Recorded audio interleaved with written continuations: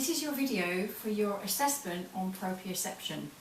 So for proprioception, it's a very simple one. We're just going to use the fingertips slightly on the head.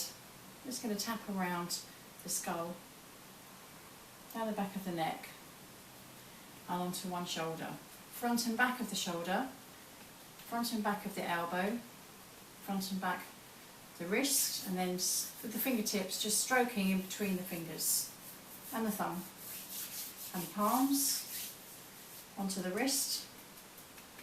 So you're going up the other arm onto the shoulder, front and back of the shoulder, and then down to the lower ribs, sliding down. You can stroke it or tap it. So we're going into the hip flexors, so we use psoas muscle, slides down to the top of the leg. And then we're going to go onto one hip. We're going to tap front and back of the pelvis, going down the thigh onto the knee.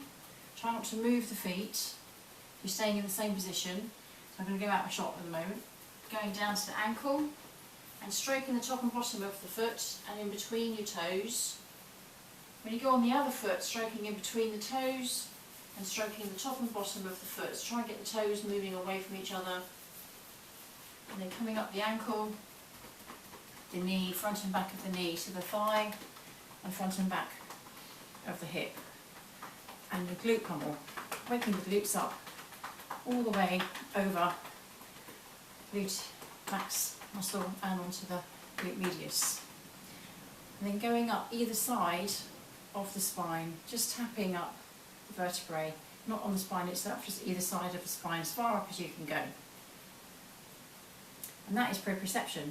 So you can use the tapping motion, or you can slap it a little bit harder, or you can stroke it, or you can do all three at the same time. So you can stroke, and then tap, and then slap.